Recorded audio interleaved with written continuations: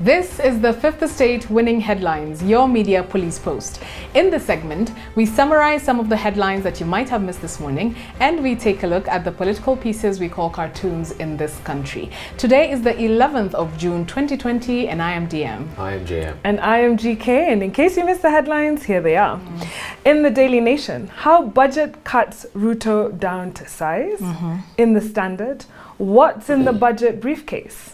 And in the Star, Nkurunziza, 55, died of COVID-19. Let us begin with budget-related things, because budget, Ukuru Yatani is about to read it today.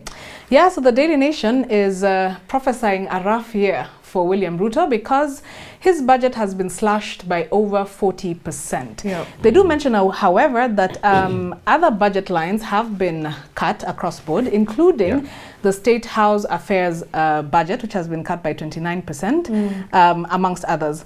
But for the DP's budget line, they do highlight two specific ones.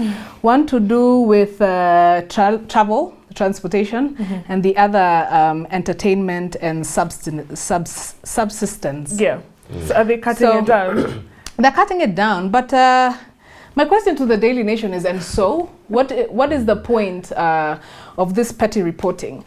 And they're really applying linear thinking, because what they're really telling us is that since the deputy president is not going to get money for fuel, he won't go anywhere. He won't tanga. He won't tanga. But they're also inciting us by saying that for the first time, the office of the former prime minister has been allocated money. Yeah, so Raila Odinga has a budget. So what has been taken away in one place has been given to another. Interesting. So, I mean, I sympathize with Yatani, trying to balance the needs of an economy, especially in these times, and a slow economy is difficult. Yeah. So in the Standard, they ask, what's in the budget briefcase? And it basically highlights the scenario that Kenya is having a large fiscal deficit. Now, a deficit is the difference between total revenue and total expenditure. Basically, what the government is spending and coming in are not matching. But this is not peculiar to Kenya alone. It is in other countries as well. So it outlines that Kenya will have to borrow about 823 billion shillings, and that half of this will be borrowed domestically. Now, the flip side of that is that private sector banks like to lend to government more than they like to loan to individuals. It's more profitable for them. So people worry that money is shifting into the wrong hands. However, if government is the biggest spender of Kenya's economy, then it can still work. That the government has an opportunity to boost a sluggish economy through its spending. And if we take lessons from Keynes, we know that in times of war, the government should undertake deficit spending, so that, and it's also good for politics. It means you're going to see in the next 2 years, a lot more welfare-related projects, and a lot more development projects as well, hopefully. So I think it was a good article, but we wait and see what the detailed items will be. Today. So we have a 3-part criteria that we're going to use to break down the headlines. We'll ask ourselves, is it topical or speculative? Is it repetitive or groundbreaking? Is it thoughtful or just plain lazy? I think both are topical because it's budget day. But let's move to the Star. Yes, so in the Star, Nkurunziza, 55, died of COVID-19. Ladies and gentlemen, ignorance is more dangerous than the devil, as I usually say. And this appears to be what has killed the former president. So diplomatic sources, we are told, in Bujumbura and Nairobi confirmed on Wednesday that Burundi's outgoing president, Pierre Nkurunziza, died of COVID-19 related complications. According to one Western diplomat, he had coronavirus, but no one could say so because the president had played it down all along. And so the official government position, as we know, was a heart attack. According to the government statement, we're told that Nkurunziza attended a game of volleyball on Saturday but fell ill that night. He displayed COVID-19 symptoms and was rushed to a level 3 hospital in eastern Burundi. He appeared to recover on Saturday, but his condition suddenly deteriorated on Monday morning. Government officials then frantically tried to get him to Nairobi or Dar es Salaam, but could not decide quickly. And that indecision cost him valuable time and ultimately his life. Apart from him, we are told as well that his wife also has it. and other close family members. Wow. Let me just say, being a student of politics, of Machiavelli, I really do not believe that the indecision happened by chance.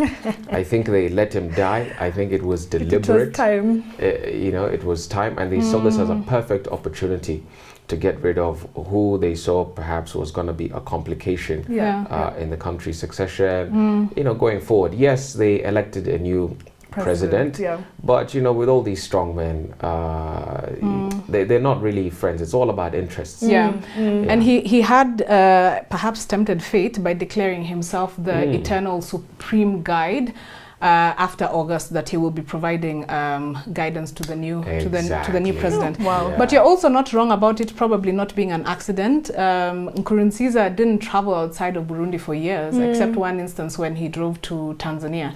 So like we read yesterday in the final thought, dictators are very paranoid people, because if you seize power, then of course you anticipate that other people are going to seize it from you. The other thing I wanted to say is that Africans, we've crossed that Rubicon of being respectful when somebody died, and you can see on social media how people are very honest about his brutal reign and his despotic ways.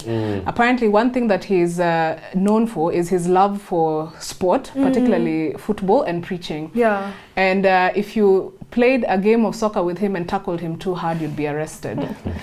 Apparently. What a guy. Well, may he rest in peace. Can we give the Star our winning headline just for...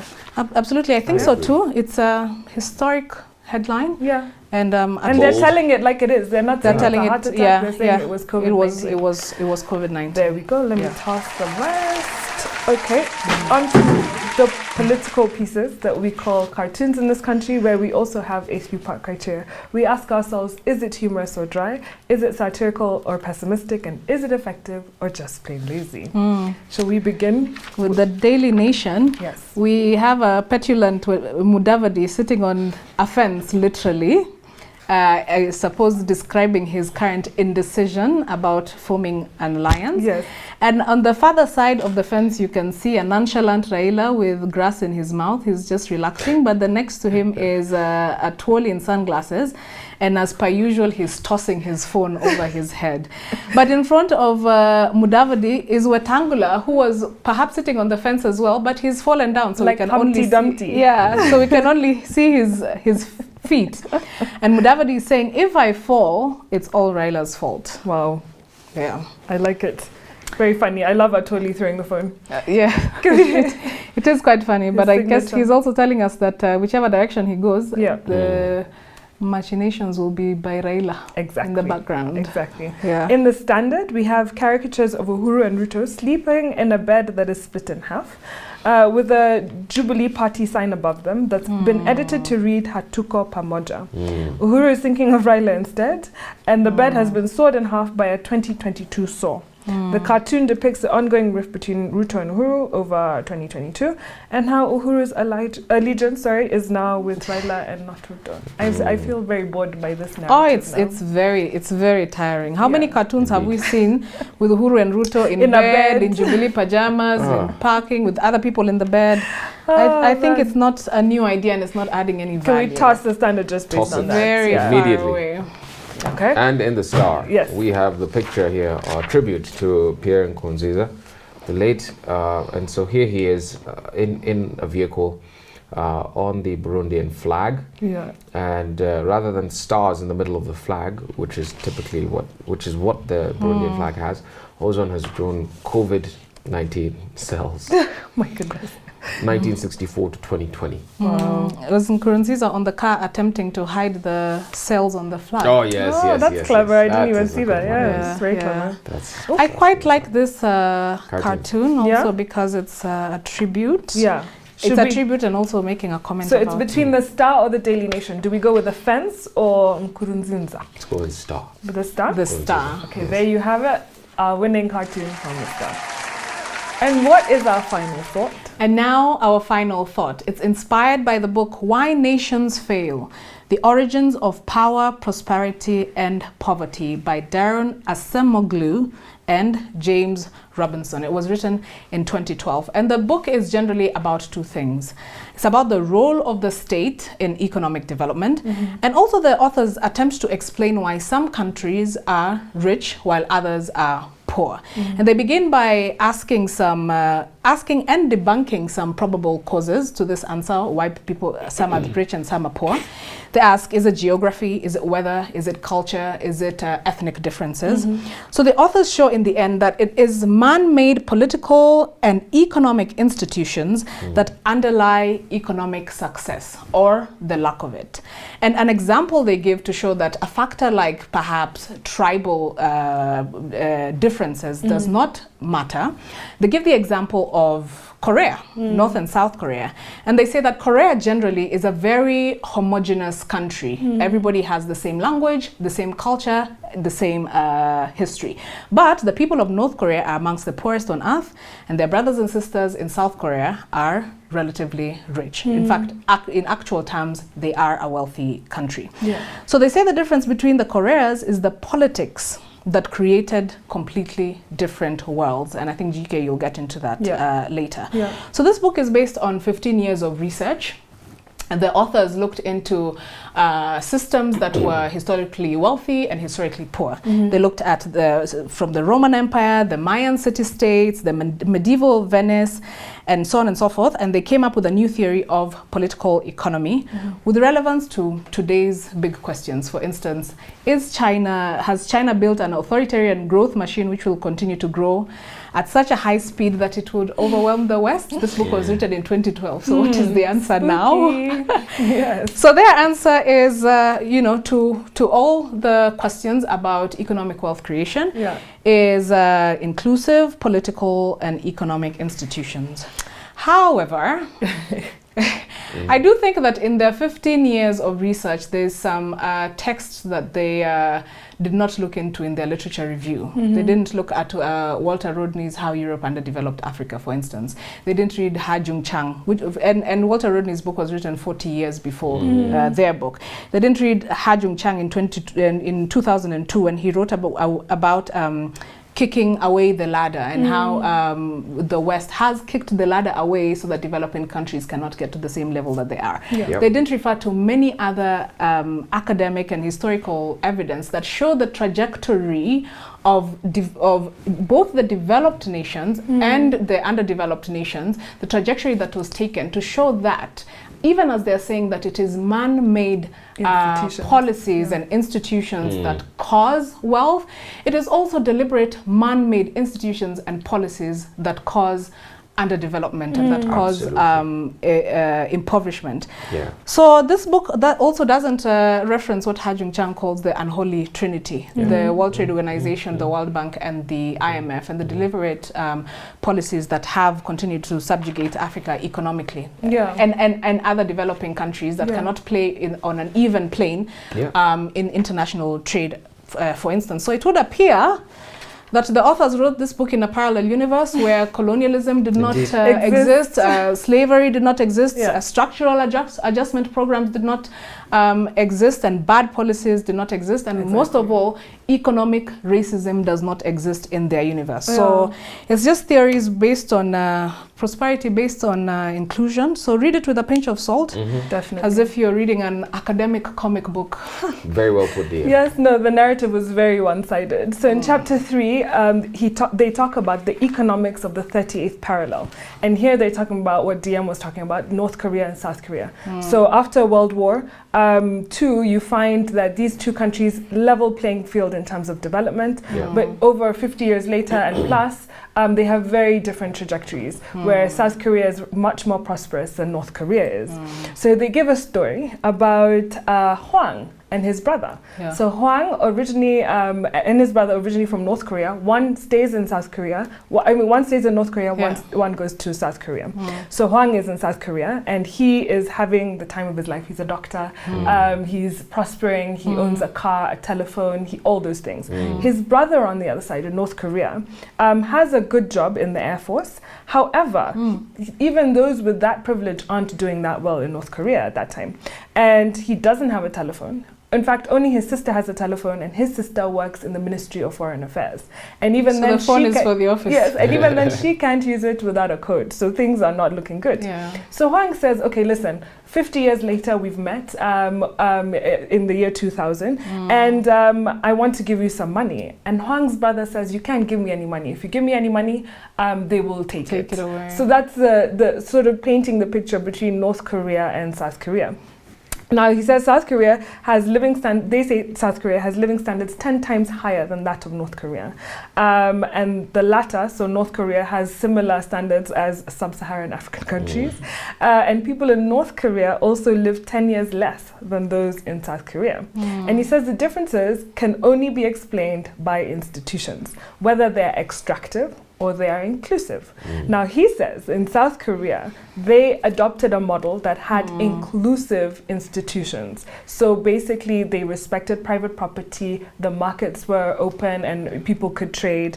The government invested in education, which they say is a key, engine to prosperity, and also innovation for new industries. And that's why they say that you find South Korea has these big multinationals such as Samsung, Hyundai, LG, Kia Motors, among others, LG, right? But also that South Korea adopted a model that was based on Wazungu advice. So he says that Harvard and Princeton educated really had a hand in influencing Syngman Rhee and General Park, right? Yeah. And so General Park does this ingenious thing where he channels credit and subsidies to firms that he thought were successful. So they were state-backed, and that's why Samsung has become as big as you see it right now. Anyway, they go on to say that these institutions in Africa, on the flip side, are extractive. So basically, the state is modeled for extraction. And that's why, so they give a story of the Congo. And they say that the Congo has no interest in building inclusive institutions for its people.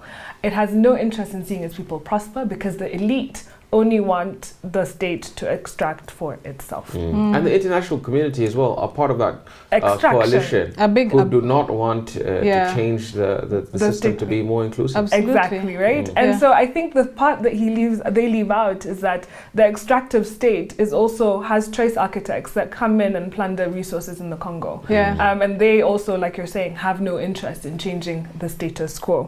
So it was very one-sided. They also say that the elites in Africa tend to not choose prosperity in terms of technological change, because if there is technological change, then they stop to win. They stop to the process and the innovations are democratized and other people can prosper. I don't know if I agree with this. They just don't want other people to prosper, is what they're saying. Exactly. So it was one of those that with a pinch of salt. And I mean, if you look at South Korea, were all its institutions inclusive? Especially because Park Hee and Syngman Rhee were known as authoritarian presidents. Absolutely, GK. They're contradicting themselves, the authors, by saying that there's this binary. Institutions are either extractive or inclusive.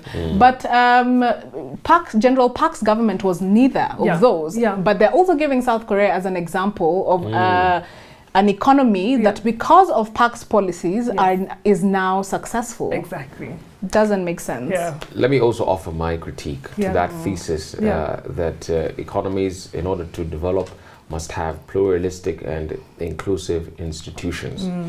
And so what the author there is saying is that indeed, in order to develop your economy, those are the kind of institutional setup that you have to have. But the author is shy to recount the actual history of today's rich nations, as is told to us by Professor Chang and many others. And that history shows that their political systems were far from democratic, far from inclusive, far from transparent. Theirs, like ours, was a history of monopolies. Think about Standard Oil and Rockefeller, cartels in the financial industry, protectionism, trade tariffs that they imposed on each other on goods from different countries, and just outright banditry. Think about the Opium Wars. Think about how America extracted from Central and South America in the 19th century and even before that. And that's why I recommend that you read this book against that of Professor Chang, The Bad Samaritans, or or the other book that you mentioned, DM. Kicking Away the Ladder. Kicking Away the Ladder. And so let me ask a question. if, for example, is America rich today because it is democratic, or is it democratic because it is rich? It is democratic because it is rich. Precisely. And that's what history confirms. That's what history shows us. That countries graduate from rule by one to rule by many as their economies become wealthier. And so it's a function of economic development. But two, democratic institutions are not a prerequisite for economic development. And that's what the case of South Korea shows us. And let me quote the observation of Sir Michael Blundell. You may remember him from history. He was a Kenyan farmer and politician, a settler, who served as a member of LegCo between 1948 and 1963 as Minister of Agriculture during the colonial government. And Blundell observed that up to the year of his country, the United Kingdom, up to the year 1840, every great house in the United Kingdom was built by an individual who had a major office of profit under the crown or was in circle of the king's friends. That is the true history of all these rich nations today, which are telling us you must be democratic, you must be inclusive. Yes, democracy, inclusivity are not necessarily bad things, but they're not the right things. They're not the right things to get us to where we want to be as a country economically. So they shouldn't tell us to not protect or not to apply protectionist policies where they still are applying protectionist policies themselves. Exactly.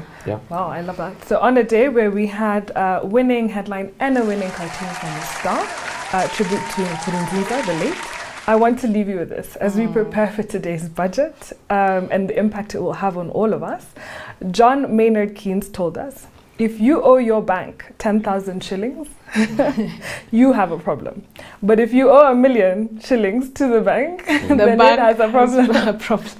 So on a light note, but please subscribe to our channel on YouTube. Also find us on TV. We're on GoTV, Prime Free